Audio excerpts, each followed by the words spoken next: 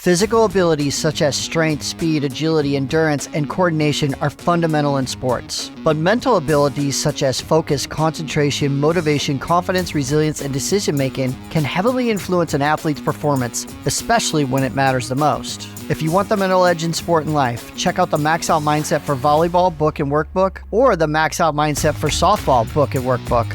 A guide for coaches, athletes, teams, and parents to help you be in the best position to max out when it matters the most. Go to www.maxoutmindset.com. You're listening to Max Out Mindset with your host, Dr. Larry Widman, performance psychiatrist and elite mindset coach to women in sports, business, and life. All right, welcome to the Max Out Mindset podcast. This is your co-host, Dr. Larry Widman, with co-host Coach Jess Connect. And we say we do this podcast because we've been blessed over the last couple decades to work with some of the best athletes, coaches, teams, and leaders in the country. And we love to share what we learn from them and then share a little bit about what we teach them. And we always say whenever we have a guest on, we want to spend more of our time learning from them.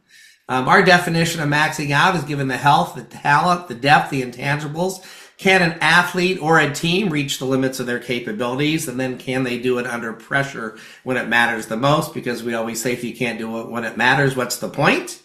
And today we're really blessed and fortunate to have a coach who's on a meteoric rise in the volleyball world. Believe it or not, it was just a decade ago. He's coaching high school and club, was a club director. Success has followed him everywhere, to be honest with you. I mean, he's had state championships in high school back in 13 and 14. He most recently was a head coach in Division II Nova Southeastern, where he was 46 and 17 in his couple of years, set all kinds of team records when they went in their 2021 season when they went 25 and 6. The last 3 years, most of you know, he's been at Creighton and has been the associate head coach or co-associate head coach. And during that tenure, I mean, this has been as great as Creighton has been over the last 15 years. The last 3 years has probably been as good as any as they've ever had with a recent Elite Eight run. I don't know why. We're going to learn about it, but success has come consistently and quickly for Coach Brian Rosen. Welcome to the Max Out Mindset podcast. Oh, thank you so much. I need to keep you with me all the time, and that's the intro I want every time. Even when I walk into my own house, that's what I need. I need no, I'm so happy to be here. You guys have obviously done a lot for me and for our team, and so we just love the work that you guys do. Well, we really appreciate that, and of course, we're going to get into your journey, but of course, you heard our definition of maxing out. Could you put into words how you think about maxing out? Yeah, it's such a broad thing, and it's so important as well. I think it's just getting the best out of you as an individual while also getting the most out of the people around you. And I think as you kind of talked about all the things that I've accomplished those because I've surrounded myself with incredible people and given myself a lot of grace. And that's a huge part of my journey of understanding that there's going to be ups and downs in all of it, and how you come out the other side is so important. And so it's taken me a long time to realize like how I talk to myself is important, and that's going to impact how I communicate with the athletes around me, the coaches around me, and just taking so much time to learn from people like you and so many other people of how to be the best version of myself and to help the people around me be the best versions of theirs. And I think in those scenarios, like that's where teams perform their best. And I think that's been a huge part of Creighton's success and where we've been is allowing each student athlete to be who they are. And to help each other grow. And I think giving yourself grace, I think, is such a huge part of that. Well, we love those words, don't we, Coach Jess? Grace. He's probably the earliest that Coach has ever brought up the way he talks to himself, what we talk about self-talk, which we'll get into, and the impact that has on our own confidence and then maybe the confidence that we project to others. And so, yes. So Coach, for those who don't know you as well, although I gave a little bit of a background, could you give us just a little bit more of a version of kind of your backstory and kind of how you got into the coaching world? Because I mean, right when Coach Booth was starting to have her early success at Creighton, you were just starting out in the high school world as a high school coach, and yet here you are. I mean, a decade later. Yeah. Running one of the premier volleyball programs in the country. But can you give us a little bit of your backstory about how you led up to where you are today? Yeah, I mean, I go a long way back. Like my mom is the reason I coach. She was a special education teacher for 40 years, and I went to a school and she taught in a school in two different counties. So anytime I had a break, I had to go to her classroom, and like I would just sit in her room all day and get to watch her interact with these incredible students and people. And my aunt had Down syndrome as well, and so like that was her purpose, and that's like why she got into that path. And I just always knew I wanted to be in youth sports in some way or another. And to me, even from the beginning, like level never mattered.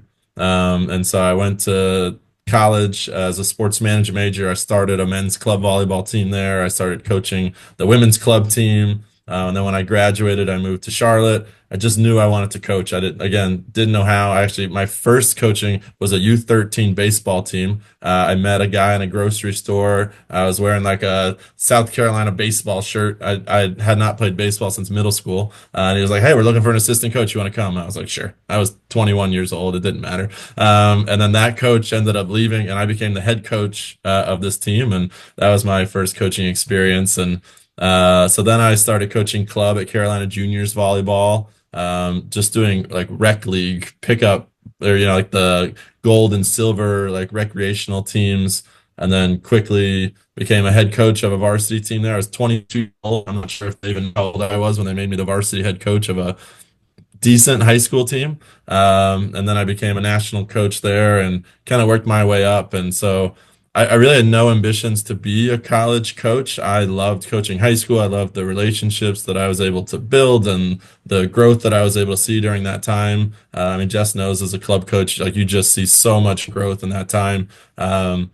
And through my time as a club coach, recruiting coordinator, I continue to have so many athletes come back and talk about the negative sides of their experiences in college. And I didn't want to be a part of that. I mean, high school coaching and club coaching was so much joy, and just loved it. And then I started sending several kids to Davidson College, and I kept hearing these different experiences that they were having, like treat it the right way, like love their experiences. And so I got to know that coach really well. His name's Chris Willis. He became a great mentor to me. I think he offered me the job multiple times and finally jumped in. And so became his associate head coach and really got to see that college can be done right. If you treat the people the right way and you surround yourself with the right people. It's a program with limited scholarships, super high academic.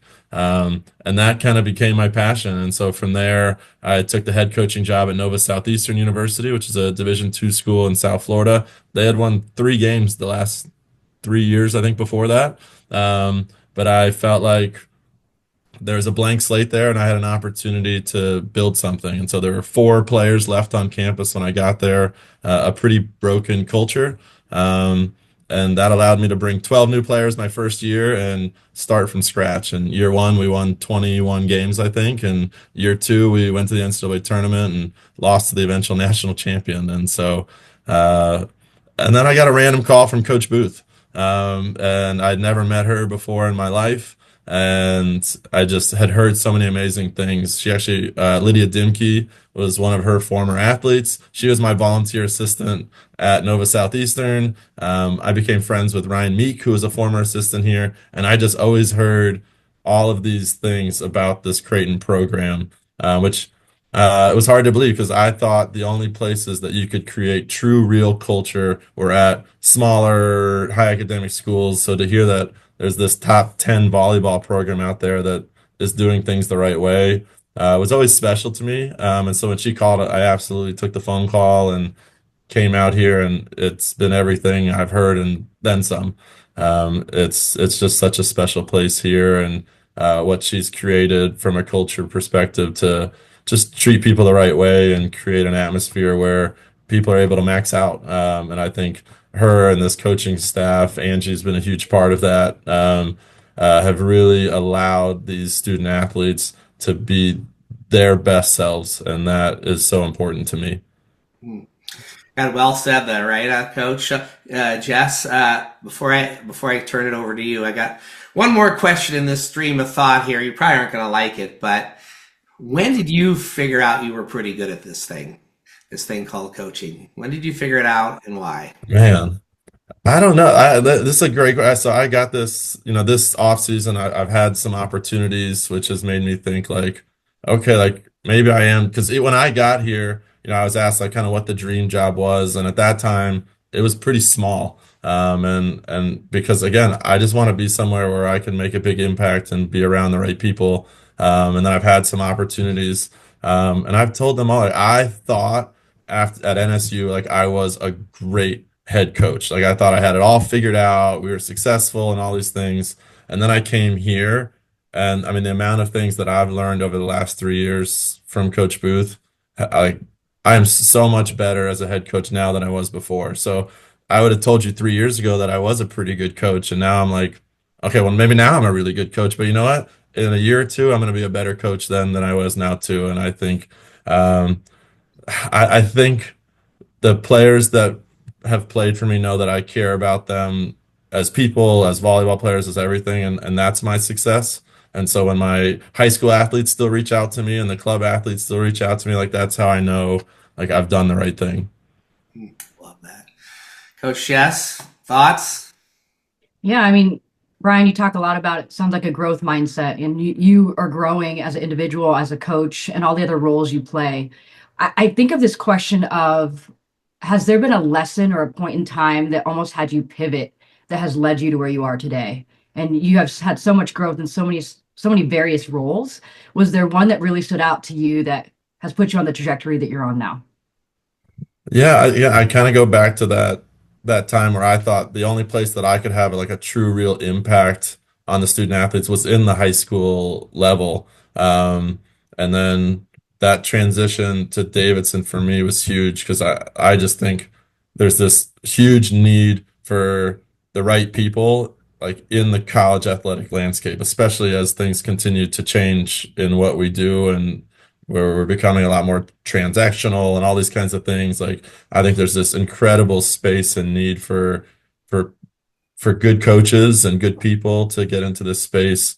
And so like that transition to me and to see like the impact that I can have on these 18 to 22-year olds who are trying to figure out life and who they are and where their passions are and what they're going to do beyond graduation. Like, yeah, that change for me has been special. And I think again, it always goes to like I've been able to surround myself with incredible people. And like Chris is for sure one of those to me and someone I connect with all the time still. And again, incredible coach, even better person. And that's the same thing I've been able to say about Booth. I just think it's all about, I've been so fortunate enough and lucky. I mean, I'd say all the time, there's no reason I should be in Omaha, Nebraska right now. Like the fact that she pointed me out 3 years ago or 4 years ago to call me, like I still don't fully understand it.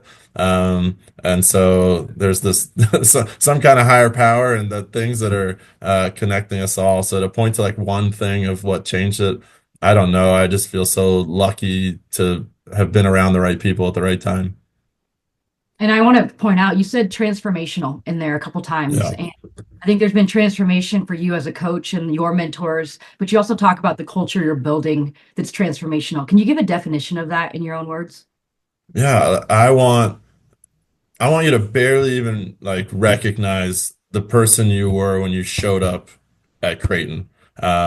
Not from a volleyball perspective. Like, yes, we want you to grow as a volleyball player and we're going to train and we're going to do all those things. Like, I want 22-year-old you to look back at 18-year-old you and be like, who was that? Like, I want you to truly figure out who you are as a human. Like, where are your passions? What do I want to do when this ends? What kind of parent do I want to be? And I think all of these things, careers and all of the things that I want you to kind of see and figure out. And I don't want volleyball to be a reason that stops you. Like I want this volleyball journey to be what propels you, because it's put you around the right people, the right places. I always thought with my daughter plays on a fours volleyball team, and I love every second of it. And I hope that she's good enough to make a high school team because I know how transformational being on a sports team can be more than anything else. I truly believe it. The relationships that you can make, the growth that you make as an individual, as far as adversity and going through struggles as an individual, as a team, how to communicate, how to push, like all these kinds of things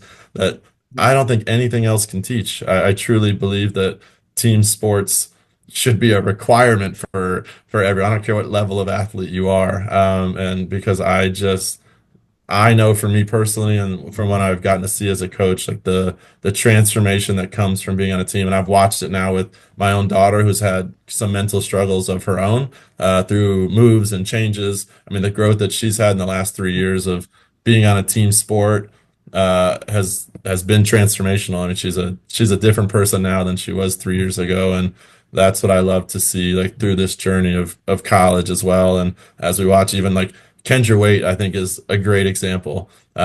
She was always the hardest worker in the gym. I mean, anyone that knows Kendra, she's going to be the greatest athlete to ever play volleyball. I truly believe it. But she was quiet. She worked by example. And then she got surrounded by these Creighton athletes. I think Jazz Schmidt was like one person specifically that is this high energy, crazy bubble of just like explosion. And Kendra having her in setter training transformed who she was as a teammate. She learned how to be more vocal, be more energetic, and come out of her shell a little bit. And now I watch her on the sideline of Supernovas games, and she's leading line dances. Like, I'm like, who is this? And so it's just so incredible to watch the non-volleyball journeys of the humans that we get to coach, and it's just so special.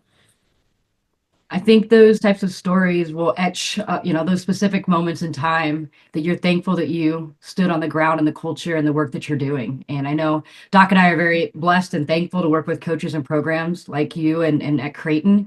Doc, we see it all the time, transformational. What are your thoughts? Well, just the excitement. I mean, he started with good energy, but the excitement he had in describing Kendra Wade is just one example of many.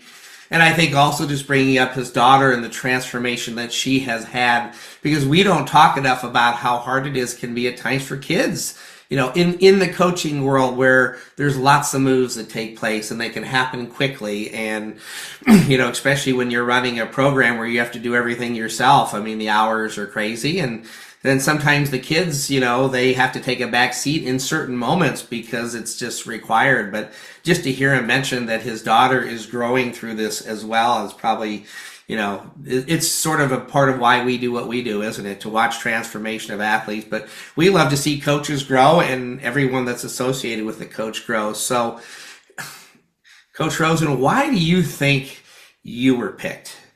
I mean, this is a national level job search-wise, and you've never been a D1 head coach.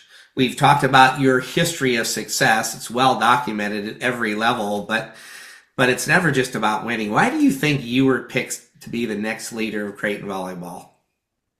Again, I think it goes back. So when Coach Booth texted me for that phone call 4 years ago, she knows this, everyone knows this at this point, in full transparency, there was no way we were ever going to move here. We had never left the Southeast. It was just, I need to take this phone call because I've heard she's this incredible human. She's so big in the volleyball world, and she would be a great connection. And then we ended up talking for an hour, and I left that phone call just hearing her values, her mission, her family first nature, like all of these things. I left that phone call. I walked into the family room. My wife was sitting there, and I was just, I really want this job. And again, I never thought. And then we came here, so I just think Coach Booth and I align on all the values, all the reasons for like why do we coach, and we want to win. I hope, we are competitive people by nature, and we want to win, and we want to be successful, and we understand that it's so much more than that. If we have 4 nursing students on our team, if one of them has clinicals or needs to miss, it's okay. Like, it's going to be fine. Where a lot of coaches would not be okay with that, or programs, or even so I just think we align on the bigger picture of what's important. I think Coach Booth was attracted to me for that way. I've always been a high level recruiter, and I think that is a big strength of mine that helped bring me here, I think. And then like while being here, like getting to know her and Angie and the staff, I think over the last 2 years, as I've talked to her about, where she sees me next, she's kind of always told me like, Ryan, you're great. And so, and I thought it, and or not thought that I was great, never thought that, but like I believed what she was telling me to be true, but there's still kind of like maybe she's just telling me to be nice. And as things got serious, as I was looking at the potential of even going somewhere else, she continued to tell me like if things were to happen, like I would love for you to take this program over. I think you're great. And like she just continued to go to that. And as you talked about maxing out, like who I truly believe that Coach Booth is the best coach in the country, for all the intangibles and the on the court things, and how she is able to max out the athletes that we have here at Creighton. I truly think she's the best, and so for her to tell me that I'm worthy of her baby, this program, like what she's built, that meant everything to me, and it made it so much easier for me to not even think about these other opportunities. Like if you believe in me here, like this is where I want to be, and just continue to tell her that like if I could be anywhere in the world, I'd want to be here. And didn't think she would ever leave. I truly, when I got here, I thought she had 22 more years in her. I think a lot of factors, family being the most important one, like this opportunity came available. And she believed in me, the athletic director here made it very clear, like, you're my guy, like from the beginning. And so I felt very supported. Obviously, when the team found out, it was just an incredibly emotional day. I cried, we all cried, in the sadness of Coach Booth telling the team that she was going to be stepping down. But what was like really big for me emotionally was like that night, I started getting texts from current players, the alums, their parents, everything. Like, we're really sad that Coach Booth's leaving, but if it could be anyone, like, we're so happy it's you. And like that allowed me to just like take that breath of like, okay, like we're all in. And yeah, it's gotten a little easier every single day, but again, as I sit in her desk right now, it still feels like, yeah, she's little in stature, but her shoes are big. And so but she left me in such an incredible place. And the team, the people, everything, like I just feel so supported and ready to take off. I love that. For our audience and for Coach, I talk about this Yiddish word or phrase called b'sheret, meaning it's meant to be. But I think so many of us, especially high performers or perfectionists, think that they know their future, and we think we're more in control of it than we are. And when I took my first job and spent 10 years in North Dakota that I'd never even heard of, if someone had told me you're going to live in North Dakota for 10 years, I would have thought something really bad had happened to me. And we loved it there.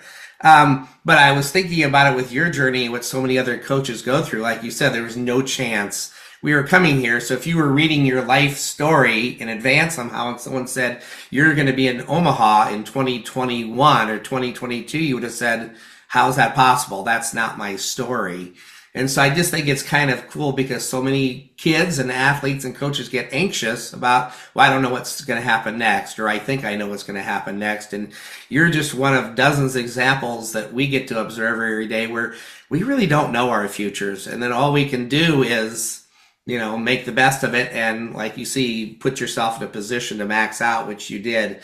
So here's my other question for you with all of this. Do you feel pressure to take over this program? What kind of pressure do you feel if you feel it? Absolutely. I felt pressure though when I became the assistant coach here. I felt pressure when I was the Nova Southeastern head coach. I felt pressure in the state championship game when I was a high school coach. So pressure is a good thing. There's the cliche of, pressure is a privilege. I think I feel the pressure because I care so much about the people who are around me, and I want the best for all of us.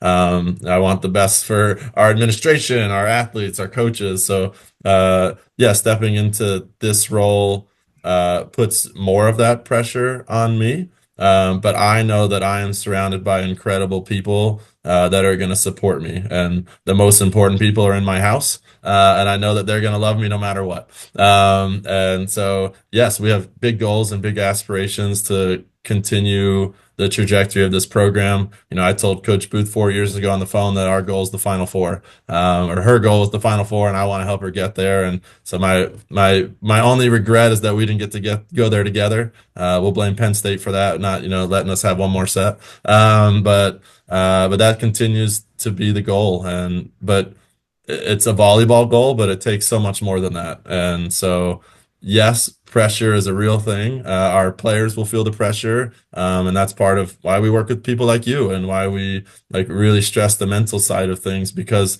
there is so much pressure. And it's not just on the volleyball court, it's in their daily lives. It's in the choices they make when they eat. It's in the choices they make at night. It's there's so much pressure on them, especially in this age where everything's public and everything's out there. There is an incredible amount of pressure. But don't turn on Volley Talk. Don't go online. Don't do all those things, and keep your head straight. It's really easy to say, but it's really hard to do, because it's just all out there.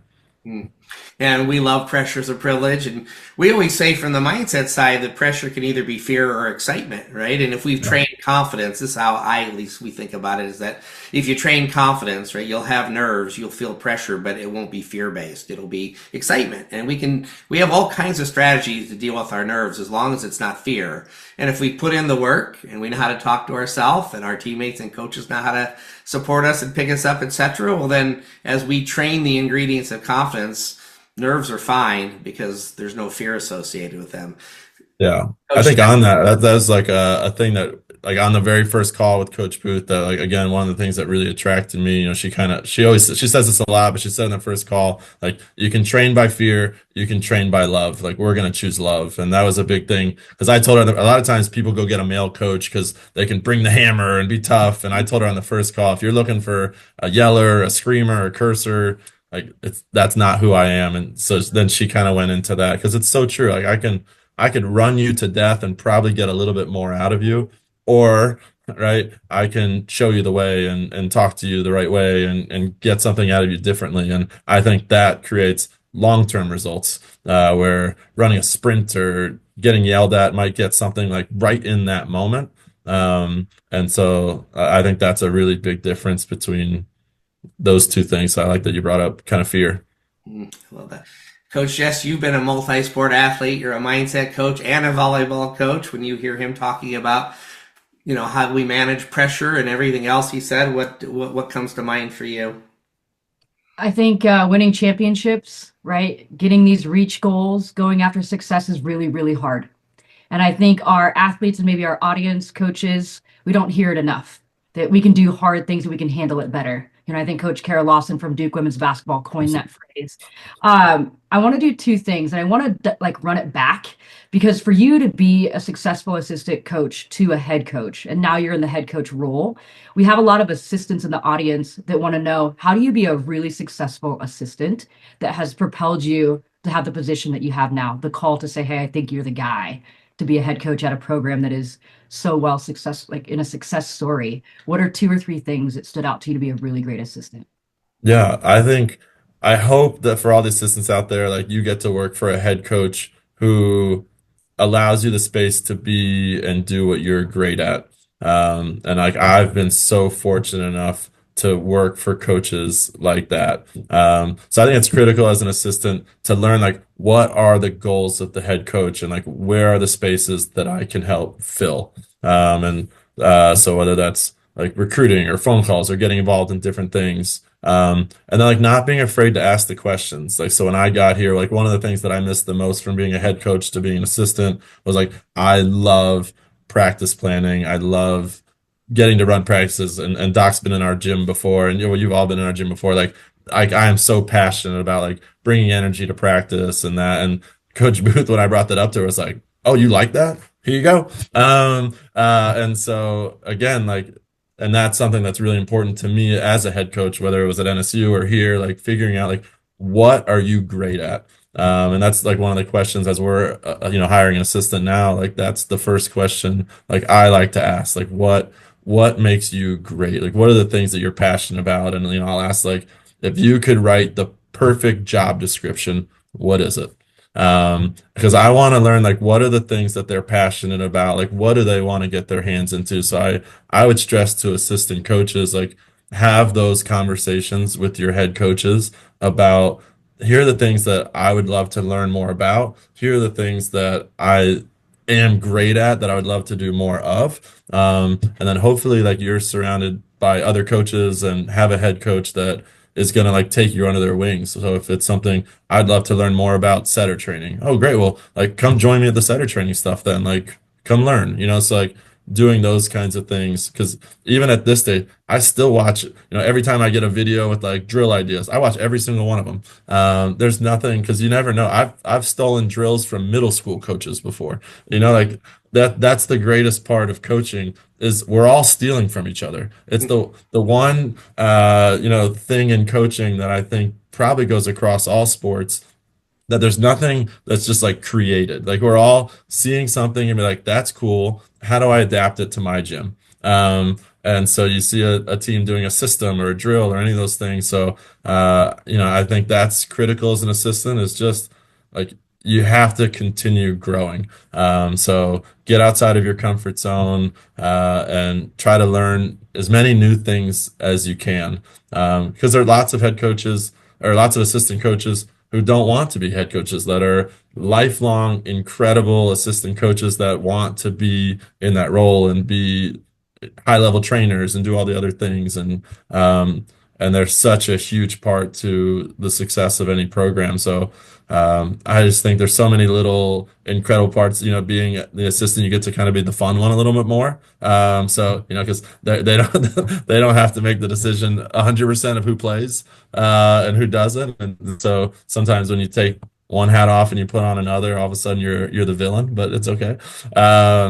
Yeah. So I think there's a lot of, like, communication that needs to happen when you're an assistant coach about just, the things that are important, what you want to get your hands on, and all of that.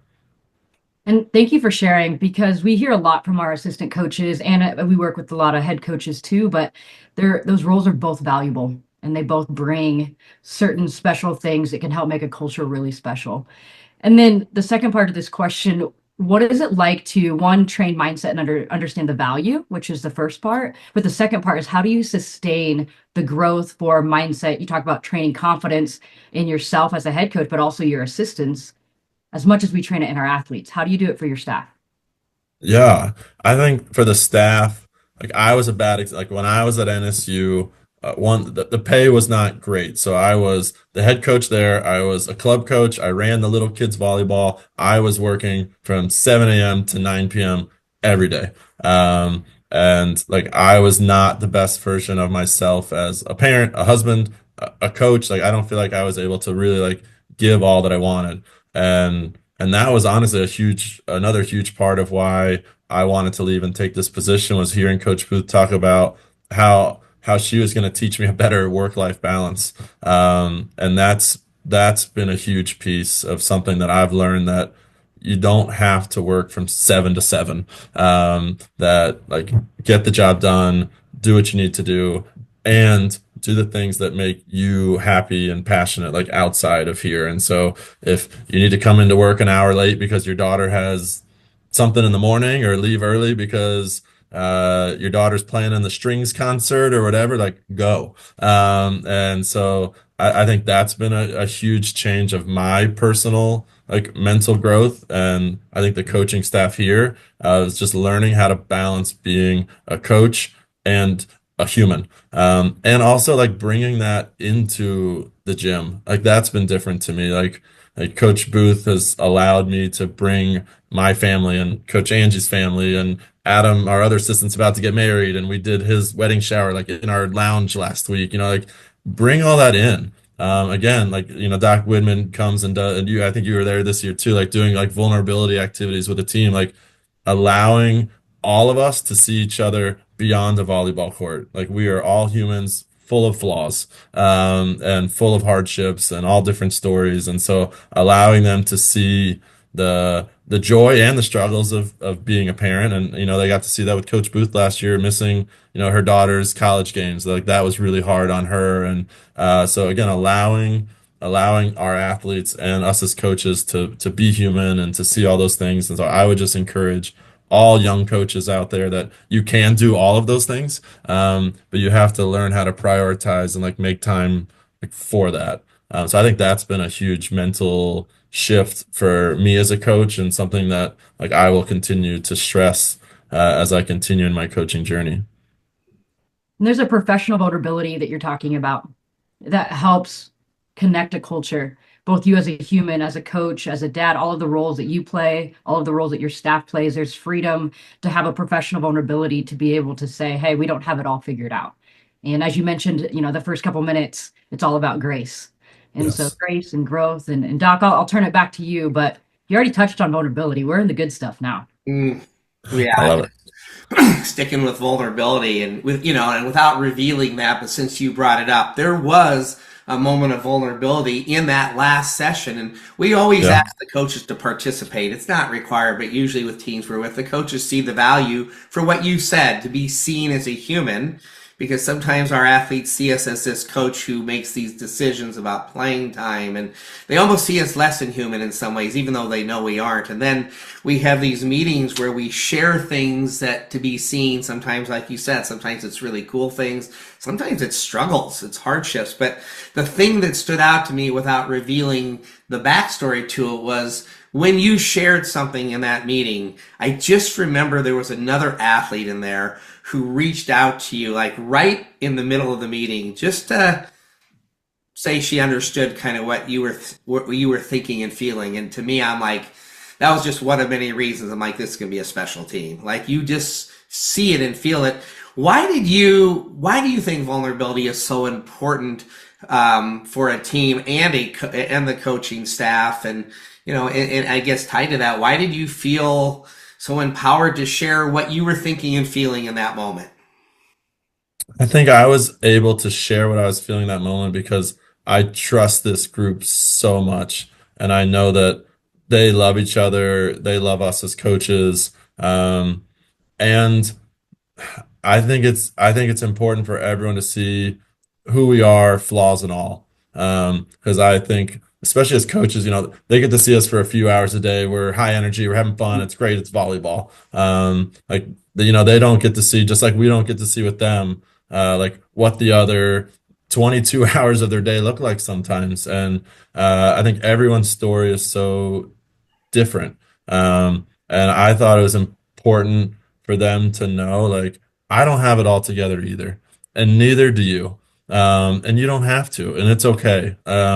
And it was powerful as I'm happy to share it, but my daughter is just not in a very great place. She's sadly had to move a lot, and COVID was big, all these kinds of things. And so just kind of shared like the struggles that I've felt as a father of having to kind of watch that and experience it. And yeah, one of our athletes kind of just stood up and said like, "You're a great dad," and like I'm gonna cry again possibly, but like yeah, it was like a super just emotional moment, and I'm still like I talk about it with that athlete all the time, like what those words meant to be in that moment, because I knew that she also experienced similar things to what my daughter was going through.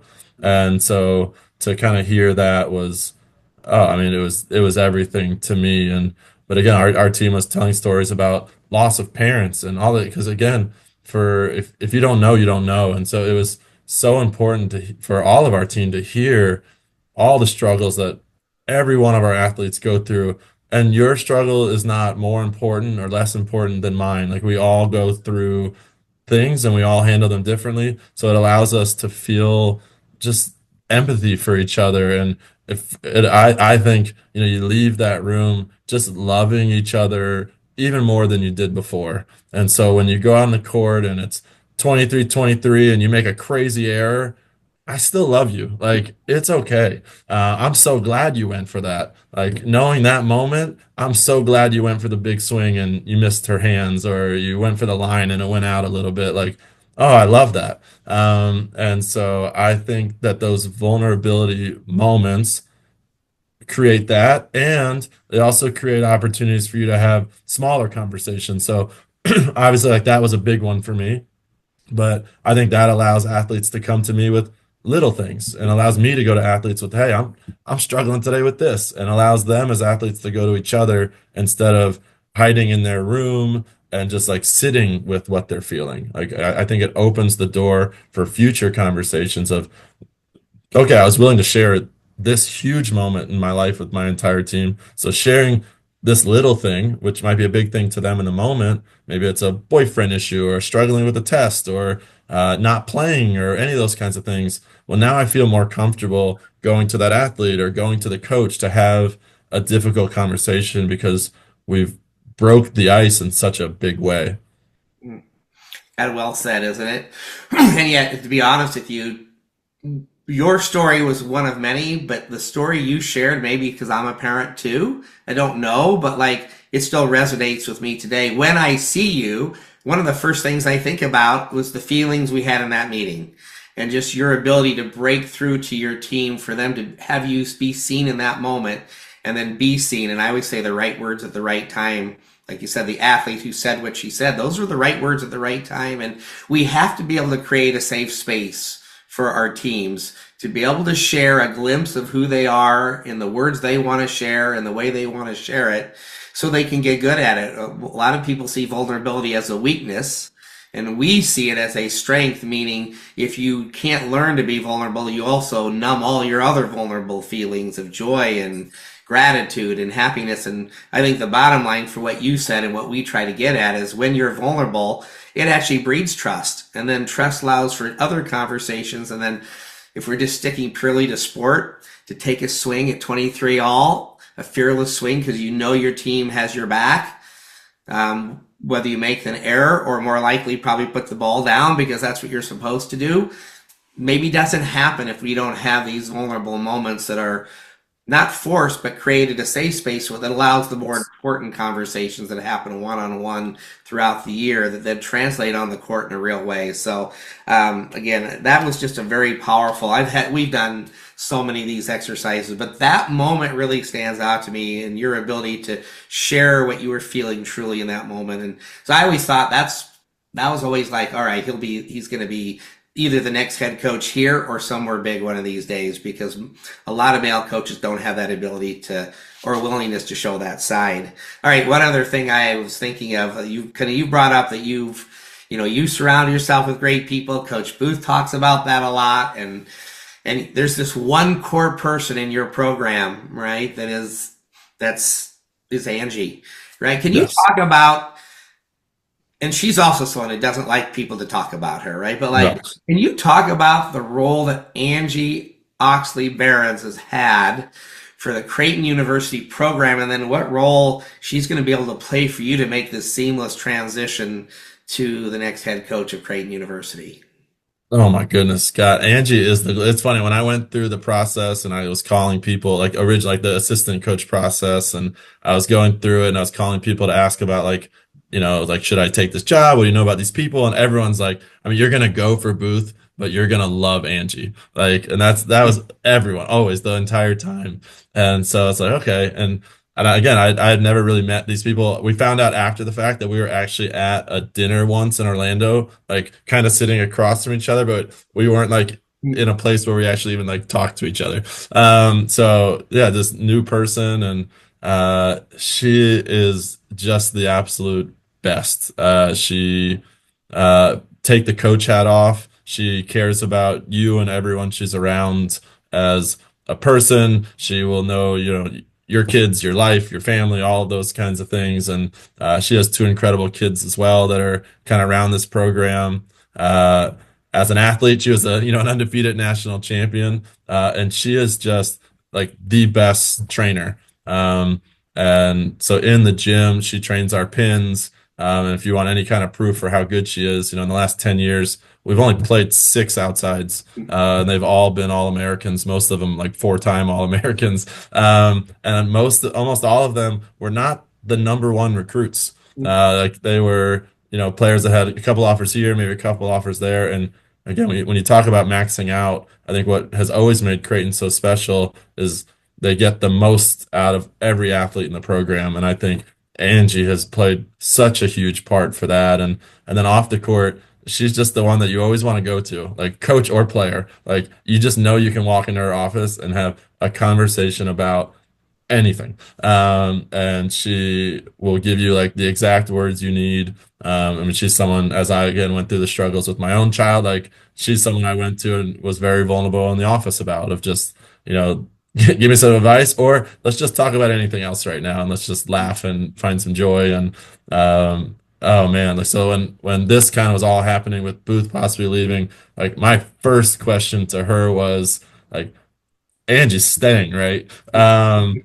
And she was like, "Oh yeah," and so I made it very clear to Angie that she owes me 22 more years. And again, she was a big part of even me, like as I was potentially looking at other things. Like she was the one who kept calling me, like, "You should never go. You need to stay. You need to stay. You need." So she was always in my ear. So we have such an incredible relationship that has formed over the last 4 years, and again, we have kids that are similar ages, and she's just the best. I mean, she is what Creighton volleyball is all about. And yes, like out in public, like Booth will always get all the credit, but I think, Booth has always done a nice job of always knowing that she is there every step of the way. So when Coach Booth gets 600 wins, Angie has 600 wins too. They've been here together from day one, and what she brings to this program like is beyond words. And so I'm so thankful that she's sticking around. I'll put a lock on the outside of her door and make sure she can never leave. That's awesome. You also share something, another thing with her. You both have been National Assistant Coaches of the Year, so yeah, pretty cool. So Jess brought up to you, asking you about value of mindset and kind of the role that you thought about it for yourself. When you think about the athletes, is there one or more of what we call our 4Cs that you see them struggling with the most, or that is the most important to work on when we think of commitment or confidence or composure or concentration, when we talk about our 4Cs of an elite mindset that we believe you can train like any physical skill? As a coach, what do you see as the biggest challenge for athletes at the Division I level in volleyball to address? Yeah, I think it's confidence for sure. I think at this level, the commitment gets a little easier, and the other one, like they get a little bit easier. Confidence is such a roller coaster, because I think most athletes and even coaches are so outcome based with their confidence. So if I hit a ball out of bounds, my confidence just changed. I get a kill, my confidence just changed. So it's really hard, I think, for athletes to keep their confidence at a level. If I am on the bench versus starting, all the, like, so many external factors impact individual confidence. Self-talk is a huge thing of individual confidence. Like we say all the time in our gym, like if we would just talk to ourselves the way we talk to others, we'd be the greatest athletes on earth, because we're so much better to everyone else around us than we are to ourselves. And so that's something we harp on in our gym so much. We didn't know, we were in practice a few weeks ago and they started doing like burpees, and I couldn't figure out what they were doing burpees for. So finally I was like, what is going on? Like, why are you doing burpees? And like, we self-imposed a burpee if we thought negatively about ourselves. And I was like, all right, well, I don't know if that's the thing, but they're thinking about it at least, which is awesome. But like just trying to get to that space. But I think confidence is so big, because again, we go back to 23-23. The confident athlete takes the big rip.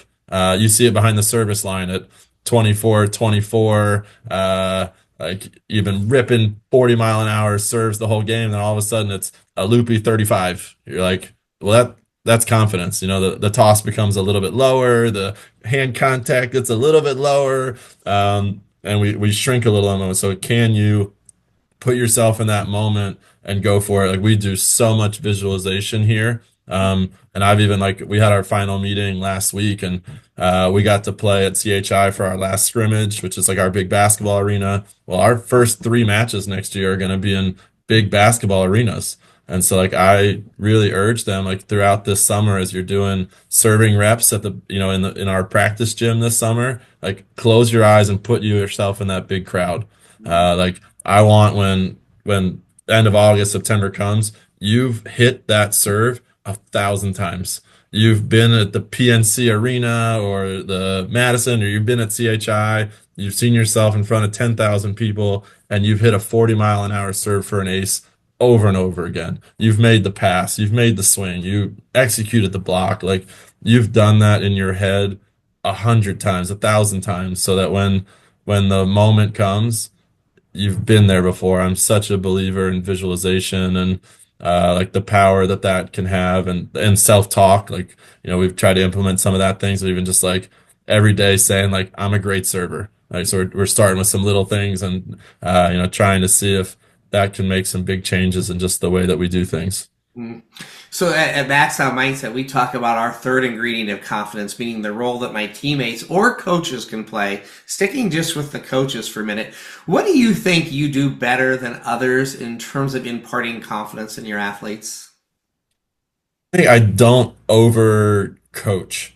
I think a lot of coaches, when moments get stressful or if someone makes an error, like try to give like a ton of feedback, even like technical feedback, like lots of things that just start to pile up. So now not only did I just make an error, now I'm thinking about, all right, my third step, my this, like instead of just like, hey, just take another big swing. Like go after it again. Like, or even like out loud, looking right at the setter, like saying like, go right back to her.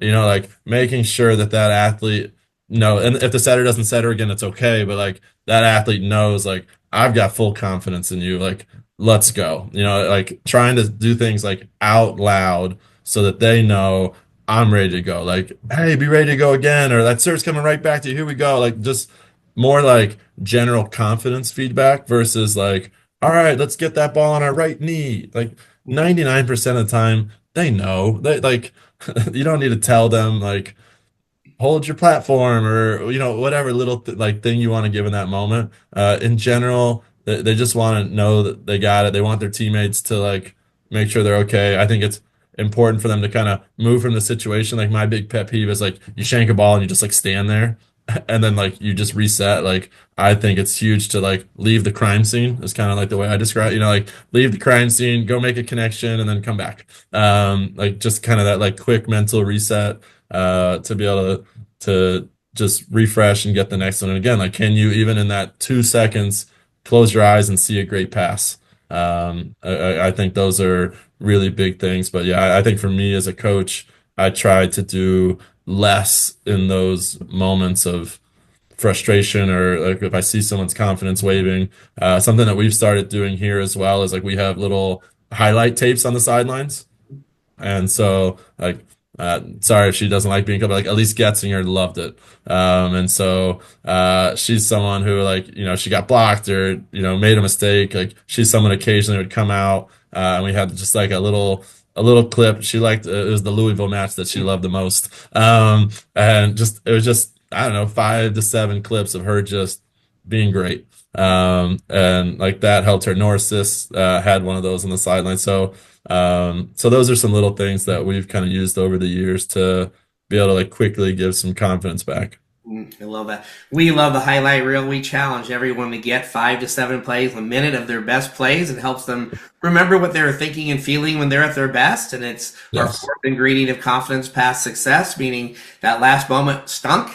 But I have a lot of periods that did really well. And to be able to go watch those in my mind when confidence is maybe right in a little bit of doubt. So with anything in with regard to confidence or other things with mindset, Jess, any other thoughts for you or any other questions that you're thinking about for Coach?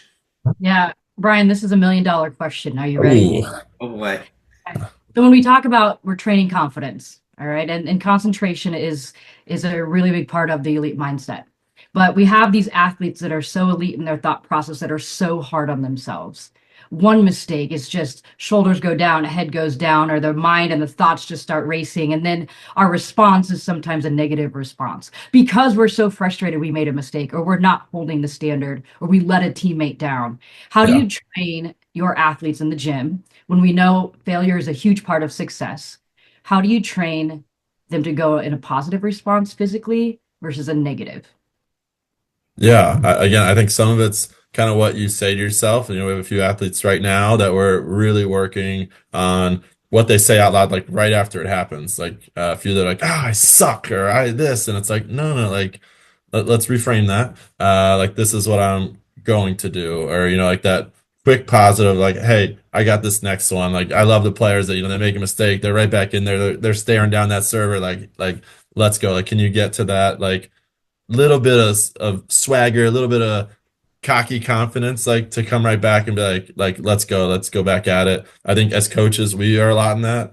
I think especially when I was 22 as a high school coach, I was the one on the sideline if someone missed a serve, like the big flail backs, the like, oh my God, like those things, like they see this. And so that's something over like time that I've learned as a coach, like they are watching all the things that you're doing. And so like your facial reactions, arm reactions, all like body language, like all of that matters. And so like making sure like they know like calm, cool, collected, like here we go. So I think those are big. And so something we also do with you guys is kind of like having the conversation before the season of how do you want to be talked to when you're in that moment? Okay, so you just made a mistake.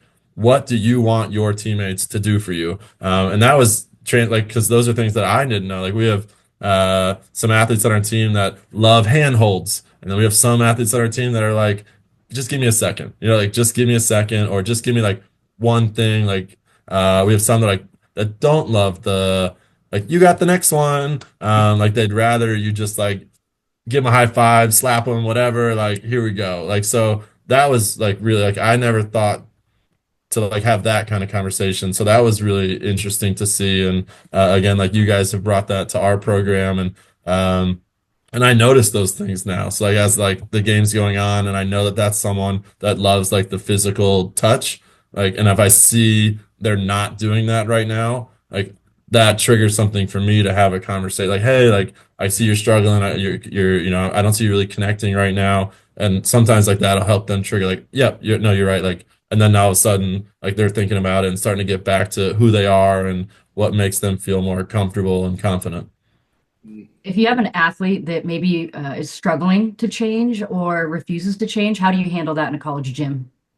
It's hard. And it's hard in the moment, especially like if you're in a match and it's there. You try to have conversations, and I think like that's really big to never pull someone out of a game or throw someone into a game without like having a conversation with them first. Like, here's what I'm seeing, here's what's going on, to make sure that they're ready to go in or understand like why they're coming out. So I would say if you're noticing something that is like just not changing in the moment in a match, I think it's really hard to have the conversation right then and there of like, hey, I need you to flip out of it. Like that's not gonna do anything. So it's having them sit down. Like normally it's been like Angie or myself, like kind of like right there as they come out, like, all right, hey, just come, let's hang out for a minute. And just having like a conversation. And sometimes it starts with something simple of like, so what are you seeing out there? If like you're an outside, like, well, just having some like little volleyball talk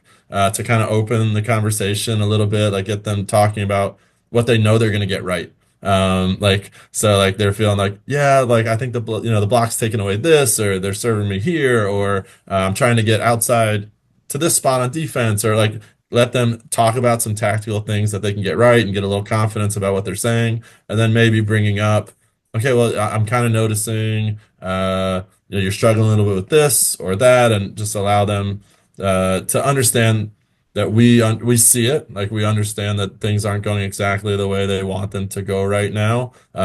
Possibly give them some like little tips. But sometimes it's just like a breather moment. Like we've had an incredible bench that have choreographed dances and cheers and all that. So sometimes like just being out of it for a minute and getting to just refresh, reframe, like connect with teammates, like allows them that like breath to go back in. And I think that's been something really important to us as we've ever had to pull someone out to make sure like we try to give them an opportunity to like go back in and prove themselves and know that you don't lose your spot in a play or in a series of plays, like that like you'll have the opportunity to like take a breath, here we go. And I mean, we both have observed in your gym, and I think a lot of those things and those conversations, the intentional connection and clarity of your communication happens in the practice gym, so that when you Yeah. do get competition, right, they know what to expect from you both ways. And so, thanks for sharing those tips. We get bombarded with those types of questions of what do you do and how do you do this, and I think it's really powerful what you just shared. Yeah, I think communicate again. When I was a young coach, I think I would pull kids in or pull kids out and put kids in without saying anything because I always thought, well, they know why they're coming out. And I've grown obviously so much from a 22-year-old to now of like really having that conversation. And even I would say 4 or 5 years ago, I think I would sugarcoat a lot of like the individual meeting conversations about like depth chart and roles and those kinds of things. And like that's something that like Coach Booth like really emphasized here that like I have grown to just love is complete honesty and transparency. And so we had some pretty difficult conversations in our office over the last couple of days of just, you know, this is where we see you right now. We absolutely love you to death. You are like the perfect everything about a Creighton student athlete. Like, just want you to know, like, this is where you stand today. And we don't play a game today. You know, we play a game in a month from now or 4 months from now. But like, this is where we see it. And I know that that conversation is really hard for them and for us, and they also appreciate the honesty, and are able to like walk out of that office knowing like this is where things are and this is where like these are the things that I need to do to make them better. And so like I've learned the importance of that versus like, I think I used to just kind of be, well, if you just work really hard it's going to all be great, and that's not necessarily the truth, like and so just I would really implore coaches to just have the difficult, honest conversations anytime you can. Wow. A lot of gems there, right, Coach Jess? Just kind of a couple highlights that I've really heard you talk about as we really wrap up this bow called confidence. Because confidence also impacts composure and the ability to stay calm. And one is the role the coach can play in helping their athletes stay calm. You said when I would flail and kind of freak out after a bad serve or whatever, my athletes feel it. And so if I want them to be calm, cool, and collected after a bad call or a bad play, I got to be calm. And I think our athletes, they pay attention to the emotion of their coaches way more than a lot of coaches realize. So I love the fact that you were talking about modeling behaviors. I'm going to model what I want my athletes to do, right? And then this connection with self-talk and confidence that you brought up for yourself and for your team. You don't have to be perfect at it, but you got to get better at it. And because you're on a team rather than swimming or playing tennis, even if you're not perfect with your self-talk, you have coaches and then primarily teammates, as you pointed out with the exercises and the understanding that if your teammates know what you need and you're willing to let them into your brain, even if you don't reset perfectly yourself right then, you got teammates who can help you get out of your head. And like you said, some like handhold, some don't want to be touched, and we need to know the subtleties of that. And so we really encourage from high school all the way on up, and do it with the supernovas and the Olympians that we work with too, which is we got to crush communication. And I think that tied into the last part of what you said. We have definitely learned, as you have said, athletes want to know the truth. And the way we say it can be important, but they don't want to have it sugar-coated. They want transparency. They want role clarity. They want an understanding of where they're at and what the reality is.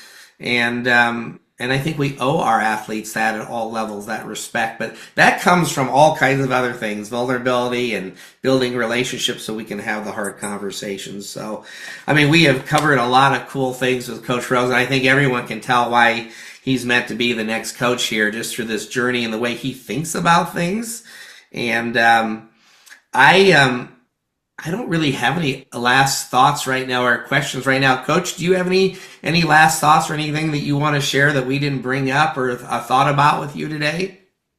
I just think again, I'll just always go back to like any coach or athlete out there, like make sure you're surrounding yourself with the right people. Like even like the two of you, like being around you guys has made me a better coach, has made our team better. Like my family, like everything, like surround yourself with great people. Make sure like you're putting yourselves in situations as you look at career decisions, recruiting decisions, like all those kinds of things. Like the people are everything. And if you're around the right people, the journey's going to be great. Love that. We always say people over hardware, right? People over buildings. Buildings are cool too, but it starts with the people. Coach Jess, any last thoughts for Coach, or any thoughts that you have? No, thank you for your time. I think relationships, right? As you said, there's such importance, and you talk about investments. And so I just want to echo that. And we're excited to see you in this role. We're excited to see what the Jays do this fall. And we just thank you for your time.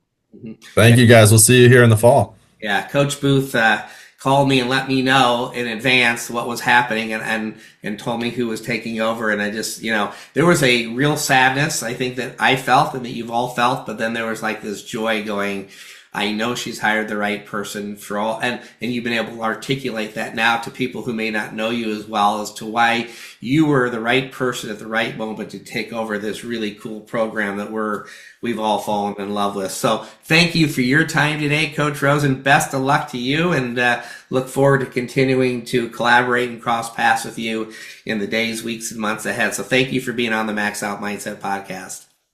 Thank you for having me.